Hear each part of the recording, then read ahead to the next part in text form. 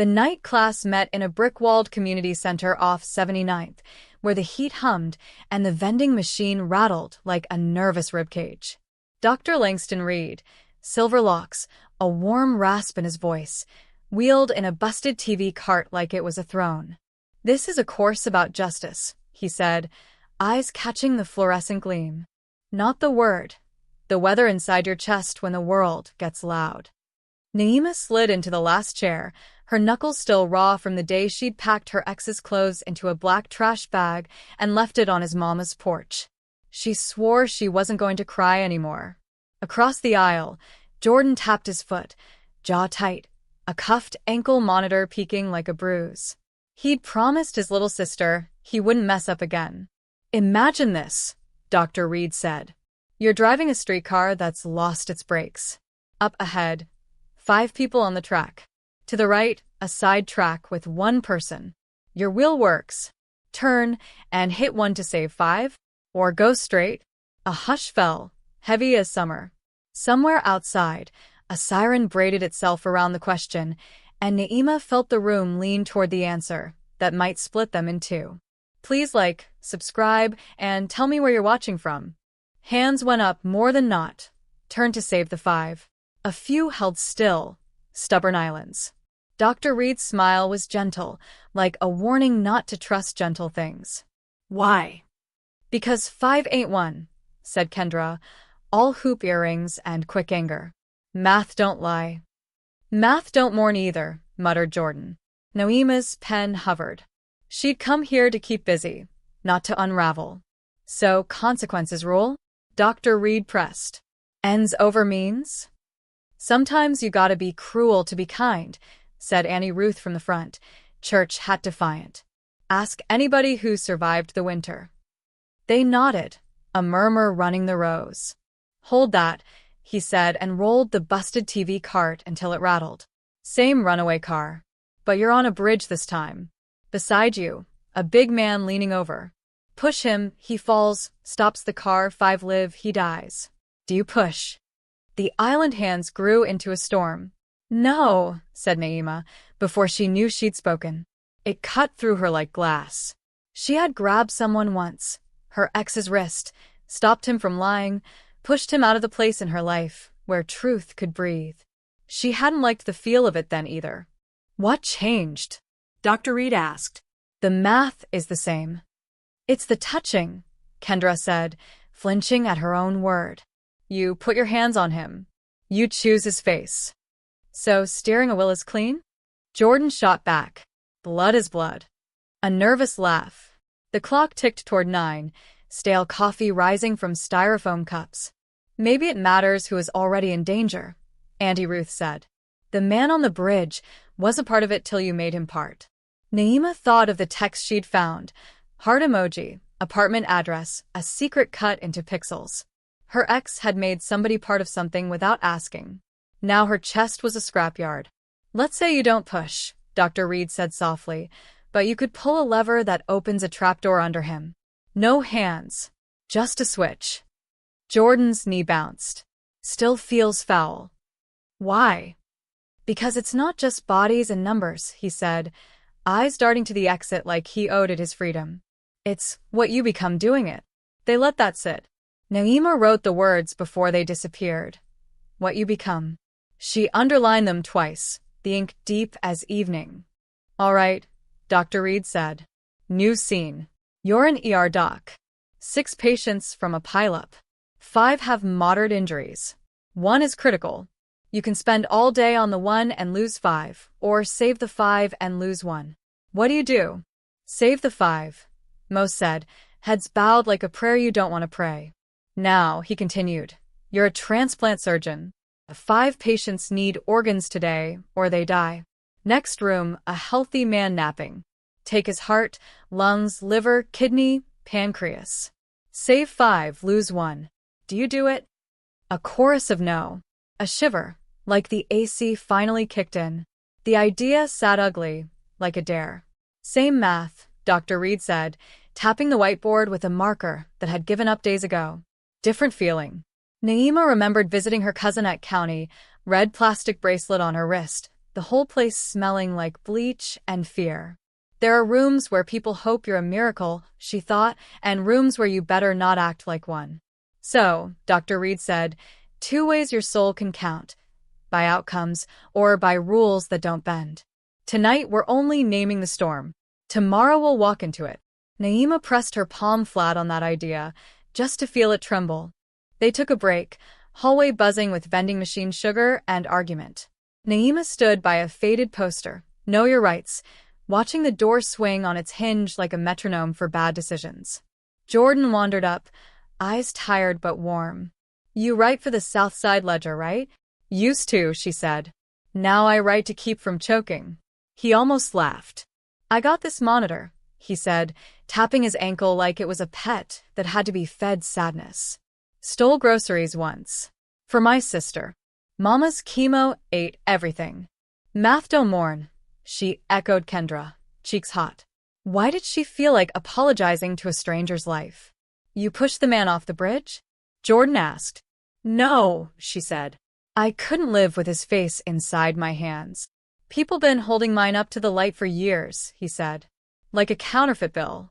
Makes you wonder if the thing that saves folks is always the same thing that ruins others." "We're in a class," Naima said, but it sounded like an excuse. "There's supposed to be answers." "Only enough to keep you honest," he said and went back in. Naima followed, the hinge whispering, "Choose, choose, choose." Dr. Reed dimmed the lights until the room became a bowl of shadows. "True story," he said. "But I'm changing names, places. Not because truth can't stand daylight, but because truth loves it better without costumes." A fishing boat in the Gulf took a wave like a fist and didn't rise. 4 survivors crawled into a skiff no bigger than a bathtub. 2 cans of peaches. No water. For days they rationed, then didn't. The youngest, Rico, 17, drank seawater and got the kind of sick that folds your body like a warning. On the 19th day, the captain whispered about drawing straws. 1 man refused. No lottery. The next morning, the sun mean as gossip, the captain turned to his mate. They prayed. Then the knife found Rico's throat. He didn't see it coming. They fed. 4 days later, a freighter found them, teeth pink with mercy. Naima's breath thinned, as if the skiff were in the room, grease slick and rank with salt and iron. She saw her little brother's face on someone else's dying, and her heart caved a little, then held. When they reached port, Dr. Reed said, "People argued. Necessity is necessity. Better 3 mothers light candles than only one." The room went quiet enough to hear guilt blink. "Imagine you're the jury," Dr. Reed said. "Law set aside. Only your weather, not your statute. Guilty or not." Some hands rose not guilty, survival's grim arithmetic. More rose guilty, the air charged and unsure. Naima kept still, her hands remembering every door she'd ever closed with trembling fingers. "Defend not guilty," he invited. A man in a Union jacket cleared his throat.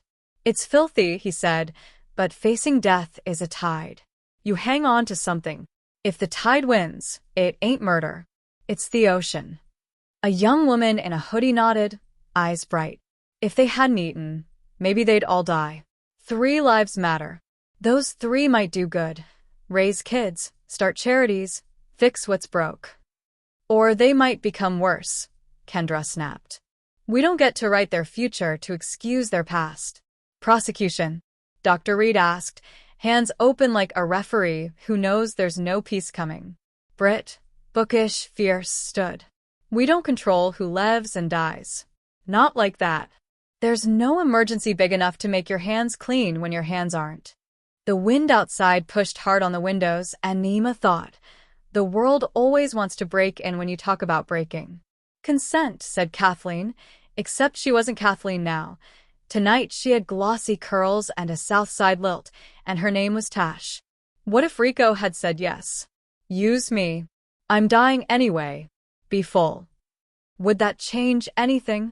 A murmur of interest. Dr. Reed smiled like a fisherman who'd been patient. "Would it?" "Not for me," said Britt. "Desperation makes bad contracts." Naima imagined the boy, mouth cracked, eyes delirious. She'd read enough hospital records to know what thirst does to promises. Still, agency mattered, didn't it? Her ex had claimed their love was mutual while sneaking down 63rd with someone else. Consent without truth was just a trick with a better outfit. Lottery? Asked Dr. Reed. If they all agree to draw straws, loser dies. The others live? More hands for yes than before. At least it's fair, said Matt. Except tonight he was Malik, dreads tied back, voice steady. The sin, if it is one, ain't lopsided. Fairness, Dr. Reed repeated. Like a mirror that doesn't lie even when you want it to. Jordan raised a finger. What if the loser backs out at the last minute? Too late, someone said. You knew what you were promising. Naima wrote. When is a promise a rope? And who ties the knot?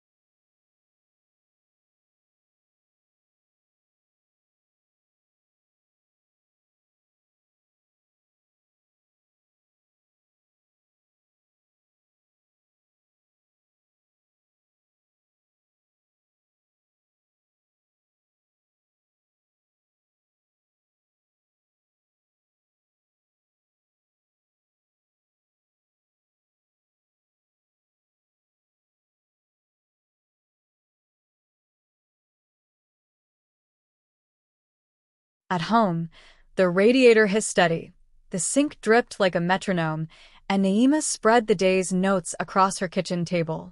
Her phone buzzed. Her ex. Can we talk? She stared at the bubble of his name until it dimmed. Somewhere inside, the tide rose. Her mother's photo watched from the fridge, headscarf tied right, eyes that could find the lie in anything. You about to do something foolish? Those eyes asked. Or something merciful? Naima brewed tea that went cold. Outside, a bus sighed, a couple argued, a dog barked like a metronome for bad decisions. Her brother's voicemail sat at the top of her screen. I'm good, sis. Don't worry. Which meant worry harder. She opened her laptop and began to write. Not the article she'd promised the Ledger. Not the op-ed about food deserts and broken promises. She wrote about a boat that wasn't a boat, a boy who wasn't named Rico, a knife that was always a knife. She wrote the bridge, and the body, and the wheel, and the switch. She wrote the question into a room that smelled like rust and old churches. What kind of person do you become to save others? And who saves you from that person when the sirens quiet? Next week, Dr. Reed brought in slim paperbacks, margins tattooed with his own ghosts. Some folks say measure everything. Put joy and pain on the scales, pick the heavier side of kindness, he said. Others say some acts stain you so deep no scale can weigh them. He didn't name philosophers like saints. He called them cousins you fight at cookouts. This one says the party's for everybody. This one says don't you dare cut the line. Kendra raised her hand. What about revenge? Where does that live? In the attic, Dr. Reed said, smiling grim. It wears your grandfather's coat and smells like last year's fire. Naima felt the attic door in her chest rattle. She thought of the girl her ex had chosen. A face she'd never seen, an address in her messages like a needle. She had everybody's curiosity and none of the right. Here's a thought experiment, Dr. Reed said. Suppose your enemy is the one on the sidetrack, or the one you could push. Does the math change when your blood is hot? Jordan flinched. I'd turn the wheel for him, he whispered, voice a confession and a dare. Naima didn't know if he meant to save or to hit. She wrote both possibilities and the way each of them burned. They did a debate, 2 rows facing off like the aisle at a wedding where nobody trusted the vows. Malik captained team numbers. If pain is rain, you put out the biggest fire first. Britt led team lines. You don't burn the house to warm your hands. Naima watched the arguments move through them like weather, changing their faces, lifting and leveling their shoulders. Jordan spoke last, voice low. I know what it feels like when rules are a knife with your name on it. I also know what it feels like when somebody's greater good puts me underwater. I don't want either. I want not to be chosen as a lesson. Silence, then a scattered clap that became a small thunder. Dr. Reed didn't smile, not really. That right there, he said, is why this isn't just clever talk. After class, Naima found Jordan on the steps. You're good at this, she said. I'm good at wanting to keep breathing, he said. My PO says that counts. Your sister, she asked. He shrugged. Science camp next month if I can keep from messing up. She thinks the stars listen. I don't want to teach her they're deaf. Naima smiled, something tender loosening. Maybe this, too, was a kind of saving. Trouble came on a Thursday, like it always did. Jordan's face found Naima's phone. Grainy video of a corner store, a scuffle, a flash of chrome. The caption wrote its own verdict. Attempted robbery. The comments howled. The ankle monitor blinked like an accusation. Naima's lungs forgot how. She called him. Straight to voicemail. She walked to the community center in a rain that couldn't decide if it was serious. Dr. Reed was already there, lights off, the room a sanctuary and a courtroom. You saw? He asked. She nodded, throat tight. Tell me it's a lie. I can tell you what I know, he said. Survival isn't a plan, it's a cliff. She sank into a chair. He was trying. He was being chosen as a lesson again, Dr. Reed finished. Anger flared behind her eyes, the kind that makes you want to hurt the world for teaching you its rules. This city pushes, she said, then asks why we fall. Dr. Reed's hand was gentle on her shoulder. Don't make your grief a lever for someone else's fall. Then what do I do? Decide what person you are while the sirens are loud. He pointed at her notebook. Write it true. Then act like you mean it. Naima found Jordan on his stoop, hoodie soaked, eyes red like dawn after a bad night. I didn't do it, he said before she spoke. I stopped it. Took the gun. He ran. Who saw? Nobody who matters, he said, and it hurt worse than if he'd confessed. I called my PO myself. That gotta count. We'll make it count, she said, not knowing how, knowing she would carve the how out of bone if she had to. Why you care? He asked, voice small. We're classmates. That ain't blood. It might be, she said. Different kind. Inside, his sister peered from behind the curtain, hair in a puff like the moon caught in a bush. She waved, shy and brave. Naima waved back, felt something inside refuse to calcify. There's a hearing Monday, he said. They'll say I violated. They always say that. Then we go, she said. We bring folks.